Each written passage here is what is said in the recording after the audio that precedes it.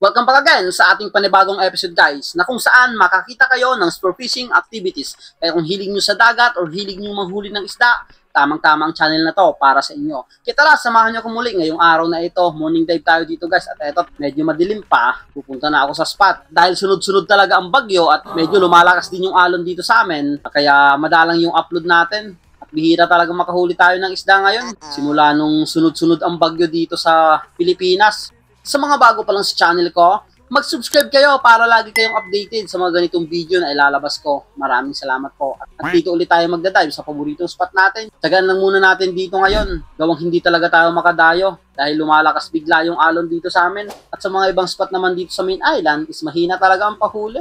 Kaya pagkalud ko ng spear gun dito, eto na, naging unang dive ko.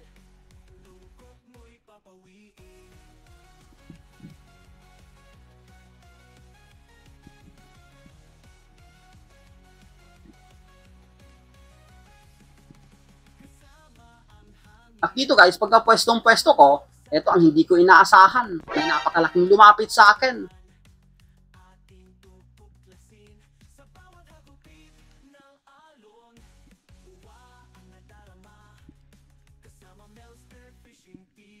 Dito sana, kunting-kunti na lang at magtira ko na tong napakalaking yellowfin na to. Kaya lang, biglang lumiko na naman. Sayang, kunting-kunti na lang sana talaga at maupul ko na yung trigger. Kaya pagkatapos nun, lumipat ako ng pwesto. At dito to sa pwesto ng mga ilak.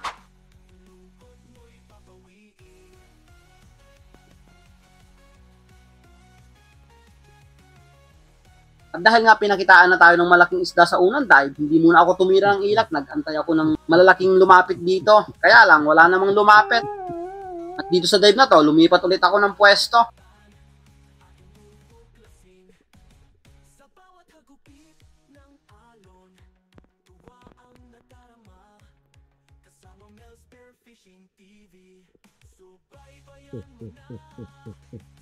A couple of seconds ang pag-aantay dito sa ilalim, eto ang nagpakita. May brassy tribalin palapit sa akin, ngunit paggalaw ko na naman ng pana ko, ayun, lumiko na naman. At may bluefin pang lumapit sa akin, sa kaliwang bahagi ko. Ngunit hindi ko pinansin, gawang focus ako dun sa malaking golden trevally.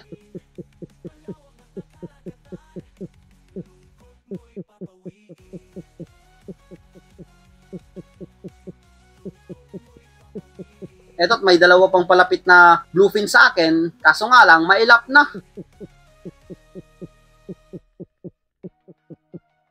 Tinay ko pa tong lapitan, ngunit sadyang hindi na lumapit sa akin etong mga isdang ito. Sayang, marami sanang nagpakita, kaso ayaw talagang magpahuli. Kaya dito guys, makalipas ang 2 oras ng pagdadive, eto't maliwanag na, wala pa rin akong huli. Pauwi na rin ako neto, kaya nag-last dive na ako dito. Buti na lang, may nagpakita pang isang batfish, kaya kinuha ko na to.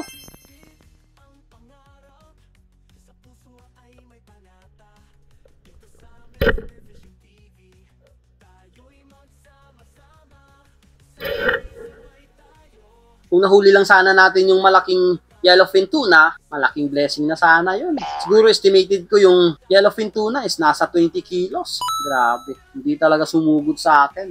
Okay na rin to, at least hindi tayo na zero ngayong umagang dive na ito.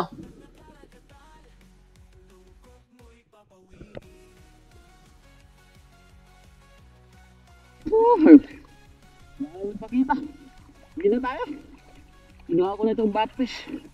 Ito lang yung huli natin. E31. Hindi na tayo. Wala nagpapakita. Sayang yung mga nagpakita ng bluefin. Saka yung yellowfin. Ay, nako. Thank you, Lord. At pagdating ng hapon guys, balik ulit ako sa karagatan para magpatuloy sa ating mga pangarap. At dito ako magdadive sa isang spot naman natin. Ito lang yung katabi ng paboritong spot natin. Kabilaan siya. Pero dito tayo banda sa kanan. Try nating bistahin ulit itong mga slender unicorn dito. Matagal na din tayong hindi nakaka-dive dito at eto medyo umuulan na. Medyo sumasama na yung panahon gawang may parating na naman na bagyong tawag sa bagyo is bagyong Tino daw.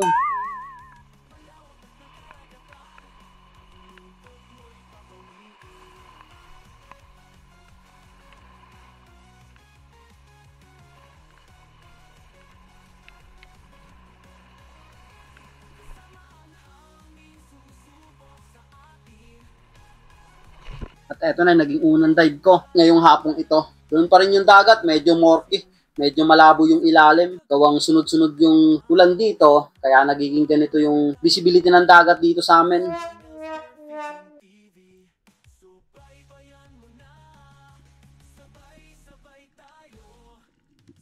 Good na lang, hindi pa tayo nakakatagal dito sa ilalim. May nagpakita ka agad ng isang target. Kaya kinuha ko na to. Isang samaral. Good size na rin.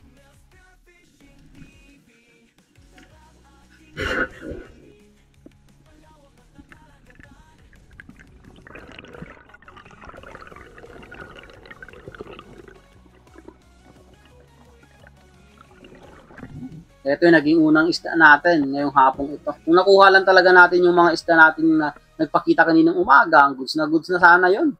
Dito guys, habang pailalim ako, eto't may nakita ulit akong maliit na kugita, pero napakaliit pa, kaya hindi ko na lang kinuha. Abang na lang tayo dito kung anong lalapit.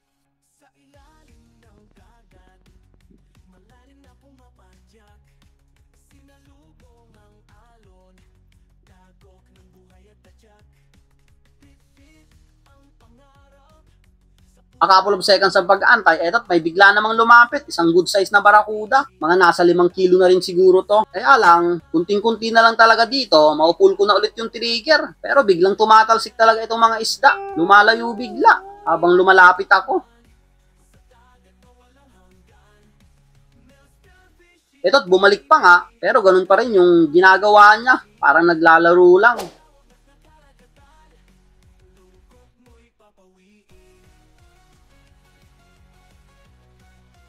Inantay-antay ko pa ito pero ayaw talagang lumapit. Nandyan lang talaga sa malayo, paikot-ikot. Kaya back to the surface muna tayo. Dito guys, habang nagpapahinga ako, eto ang nagpakita sa akin. Grupo ng barakuda ulit.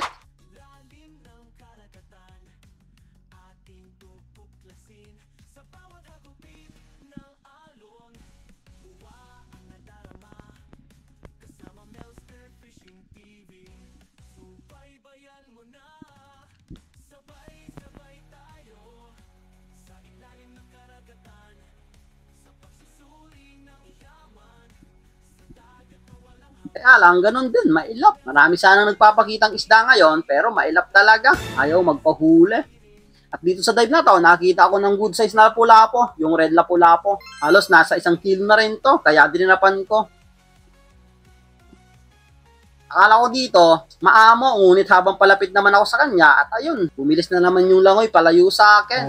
Grabing mga isda to, ayaw magpahuli. Kaya pagkatapos kong magpahinga ulit dito, balik ulit tayo dito sa ilalim. Ambush style naman tayo, antay na lang tayo ng mga isda. Ayaw kasi magpahuli pag hinahabol natin yung mga isda. Ito't ang dami namang bait, ang daming goldfish na makikita ka. Etong dilaw. Ito yung nahuhuli natin kadalasan pag nagna-night dive dito sa spot na to.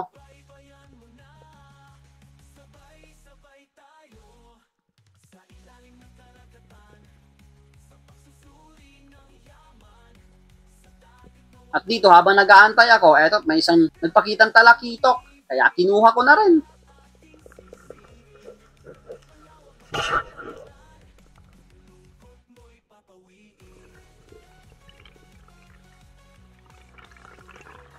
Ito yung naging pangalawang isda natin ngayong hapong dive na ito. Etong mga ganitong size is okay na rin pag wala talagang nagpapakita. Makalipas ang 1 kalahating oras guys, hindi na nadadagdagan yung 2 huli natin at eto medyo madilim na.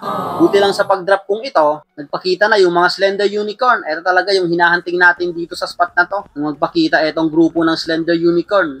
At dahil patakip siling na to, ang mga ganitong isda talaga is nagiging curious pag medyo madilim na yung ilalim. Kaya antayin na lang natin kung lalapit talaga ito.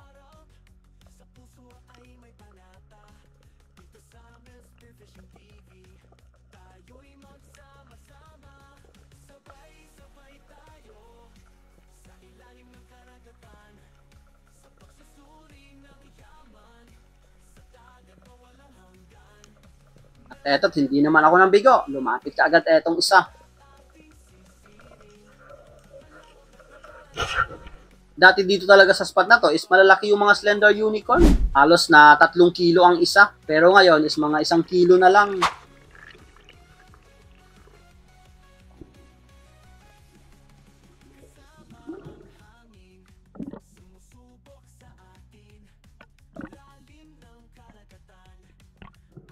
Dito guys, kahit medyo madilim na, nag-dive pa rin ako para madagdagan yung huli natin. Nagbabaka sakaling magpahuli pa itong slender unicorn.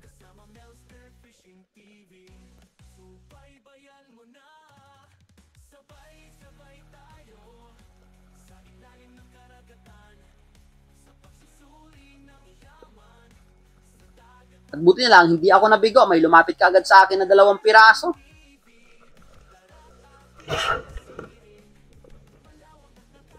At eto, pagka-secured ko nga na itong isa, is madilim na talaga yung ilalim. Pero hindi ko na dinugtong yung pag-dive ko. Gawang napakadilim na talaga yung ilalim. Nakahuli pa naman ako ng isang talakitok. Halos nasa 1 kilo. Kaya naka-4 na piraso ako ngayong apong dive na ito. Okay na rin. Yung 2 kumay, yung 2 slender unicorn is binenta ko. Naka 450 naman yung 2, kaya okay na rin nakita. Bawi na lang tayo sa susunod na dive. At pagkalipas ng bagyong Tino, guys, bumalik ako dito sa paboritong spot natin. At eto, wala na nga dito yung mga bangka. Gawang lumakas din yung alon dito nung pagdaan nung bagyong Tino dito sa Romblon, dito sa Banton Island. Medyo nahagip din kasi kami. Kaya lumakas din yung alon, kaya yung mga bangka, yung aking bangka is tinaas muna dyan sa taas. Kasi umabot din yung alon dito sa may seawall for the safety na rin para hindi masira yung bangka namin. Pero yung iba is nagbaba na ng bangka, gawang kumalma. Nakapangisda na sila. Eto't may 3 bangka na ditong binaba. Maaga silang nang isda siguro. Pero yung sa amin is hindi muna binaba. Gawang may susunod na naman daw na napakalakas na bagyo. Kaya doon lang muna yon. Palipasin muna natin yung bagyo. Mahirap kasi yung taas baba yung bangka. Kalma naman yung dagat ngayon at maganda yung sikat ng araw. Kaya try ulit natin dito sa paboritong spot natin. Sana may magpakita ng magandang isda. Kaya load mo tayo ng spear gun. Spear gun loaded. Let's go. At dito guys, habang papunta ako sa spot, eto ang nakita ko na naman. May pugita na namang nagpakita sa akin. Mukhang mapugita talaga dito sa spot pag maaga ka dito nagda-dive. Eto, tinitinan ko to. Ang ganda ng pagkakamuflage niya sa bato. Hindi mahahalata. Kaya sinundot-sundot ko lang to. Hindi naman malalim yung pinasukan niyang butas.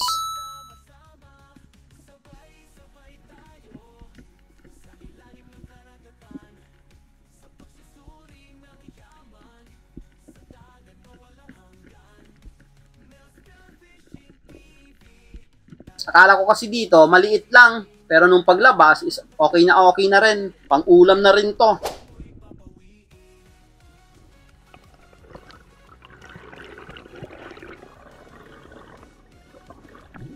Ngunit habang pataas ako dito, tinitingnan ko etong pugita. Parang naliliitan kasi ako. Ang problema is nasugatan ko na dito sa galamay. Pero napakaganda pa naman yung kondisyon niya, mabubuhay pa.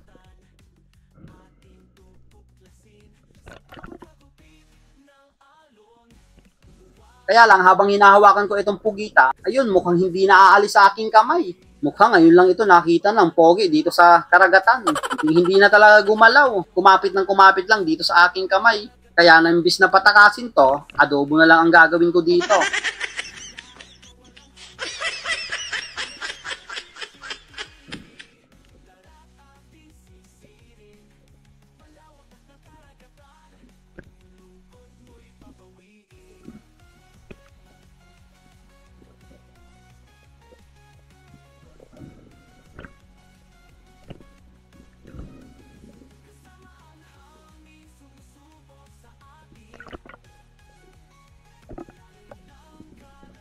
Dito guys, makalipas ang 1 oras, wala pa rin ako nahuhuli. Yung pugita pa lang, nahuhuli ko. Kung hindi pa kinuha ko yon, wala pa talagang huli ako. Mukhang hindi pa talaga nagbabalikan yung mga dragon dito sa mababaw na area, dito sa mga pwesto natin.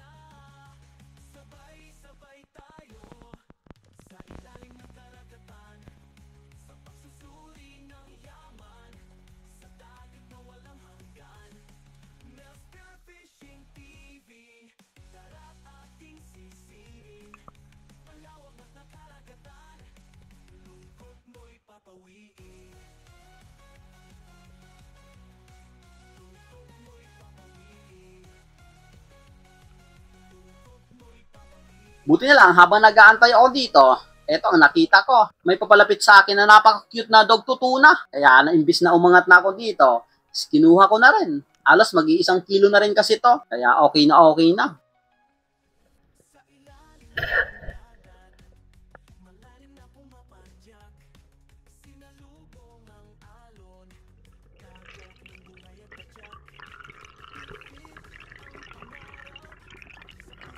Napakasarap etong ganitong isda pag sinasabawan. Dati dito sa span na to is malalaki ang dog tutuna, mga 10 to 20 kilos. Palagi mo nang makikita yon. Pero ngayon is hindi na talaga nagbabalik sila dito sa mababaw na area. Dito guys, sisilip sana ako dito sa bahay ng grouper. Eto ang nakita ko, isang Maori Sheepherds. Kaso nga lang, ang ilap. Kaya pinatsambahan ko lang tong i-pull yung trigger ko, baka tamaan. At ayun, hindi nga tinamaan. Ang bilis kasi yung galaw. At paglipat ko ulit ng pwesto, eto ang nakita ko dito sa mababaw. Nakita kasi ako dito ng batfish, kaya sumisid ako. At eto ang biglang nagpakita sa akin. Isang good size na talakitok, mamsa.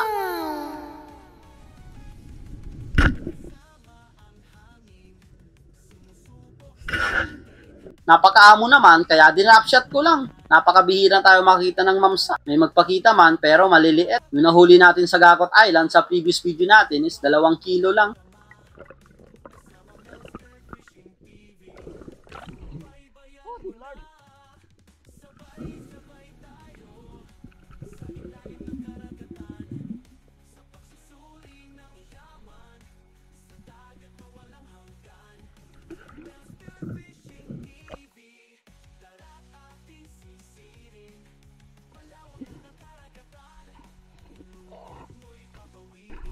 Uy, tinggalad.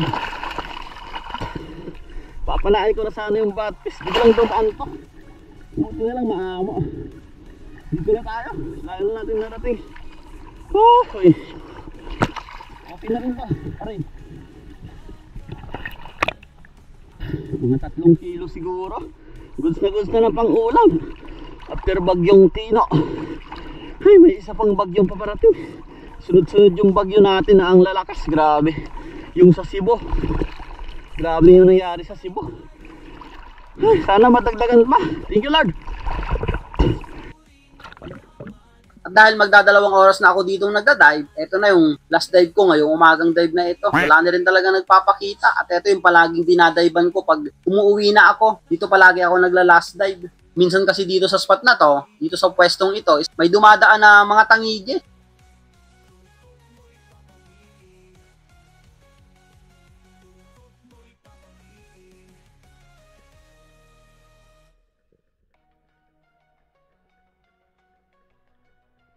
At eto, sa pag-aantay ko dito, hindi naman ako nabigo. May midnight snapper na malaking lumapit sa akin. Kaya kunin na natin to.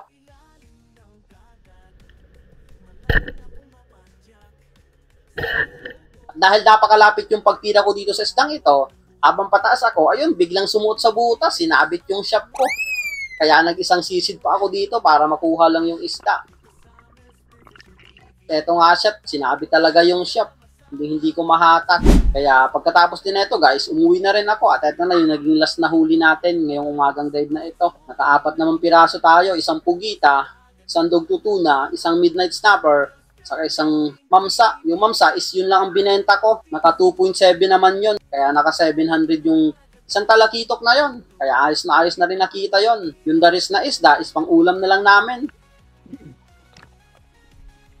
Oh, malaki na rin. Midnight snapper. Hindi na tayo. Magka-alas 9 na. Oh, thank you Lord. Shoutout nga pala kay Manang Hilaw, Romeo Alcones, Alcones Family, Romel Navarre, Ani Rosal, Tata Ontoy, Pudji Edward, Ami Foreign Maylesa, Per Fernando Jr., Pancho Pantino, Justin Paigmane, Pamiano Family, Alexander Pesquera, Pesquera Family, Basilan Spiro, Eric Malupa, Danilo Adalen, Chad Spence Adalen, Pablo Alaw, Toto Kalingaw, Sophia Bagamasmat, Milagrosa Dios, Jules Ortinero, Ronnie Borja, Dennis De La Cruz Family, Toto Condes, Durante Miranda, Elvera Miranda, Kim Clark, Peter Hogilian Family, Telma Mendoza, Pedraza Family, Yapox TV, Nelson Panturas, Rini Alisin, Eugenio Sammy J, Figuera Family, Aldrin Encio, Enday Jason Vlog, Leonardo Mejorada, Cesar Abling, Richard Gusar, Runi Alo, Alo Family, Tingala Family, Flora Family, Mabahin Family, Noel Grigo, Jonathan Ricto, Gina Abihilia, Felix Lumagdang, Roel Talara, Pareha Family, Marlon Hamisola, Lugin Gillian, Renz Tyron, Federico Salona, Lester Ian Bernal, Rinaldo Mahilom, Joel Bael, Renan Ligas, Rafi Bantilan, Tony Saarinas, Joel Ferolina, Carlo Tampe, Helson Ortuhan, Daniel TV Adventure, Boots, Ellen May, Mea Ochel, Agustin Elisis Kasumpang, Hanford de San Jose Family, Easy Boracay Group, Ana Galon, Nang TV Mix, Joel Ranas, Lucy Barcoma, Carmila Russell Talara, Alan Florania, Daniel Maestro, Isayas Family, Alex Bunday, maraming salamat po sa inyong lahat. So hanggang dito lang muna guys yung video natin hanggang susunod nating episode. Maraming salamat po sa inyong lahat sa walang sawang patuloy na sumusuporta sa munting channel ko. God bless you all po. See you on the next episode.